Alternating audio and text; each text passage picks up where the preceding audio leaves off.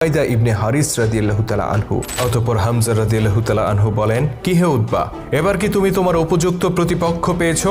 অহংকারে উতবা বলে, হ্যাঁ, তোমরা আমাদের উপযুক্ত বটে। হামজা রাদিয়াল্লাহু তাআলা আনহু বললেন, তবে আর দেরি কেন, এসো লড়াই করো, নিজের যোগ্যতার প্রমাণ দাও। শুরু হয়ে যায় দ্বন্দ্বযুদ্ধ। ঝলকানি দিয়ে ওঠে শমশের, আর দুই পক্ষ রুদ্ধশ্বাসে অপেক্ষা করে দ্বন্দ্বযুদ্ধের শেষ দেখার জন্য। প্রতিপক্ষকে ঘায়েল করতে সবচেয়ে কম সময় নেন আল্লাহর সিংহ আলী ইবনে আবু তালিব রাদিয়াল্লাহু তাআলা আনহু।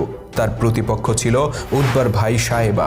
সে ছিল নিজের বীরত্বের জন্য কোরাইশদের মধ্যে বিখ্যাত, কিন্তু আল্লাহর সিংহ যখন কারো উপর থাবা বসায় তখন তার সমস্ত বীরত্ব মাটির সাথে মিশে যায়। সায়েবার ভাগ্যেও তাই ঘটেছিল। আলী রাদিয়াল্লাহু তাআলা আনহুর তলোয়ারের এক আঘাতেই তার ভবলীলা সাঙ্গ হয়ে যায়, আর মুসলিম বাহিনীর আহাদুন আহাদ ধ্বনিতে প্রকম্পিত হয়ে ওঠে বদর প্রান্তর।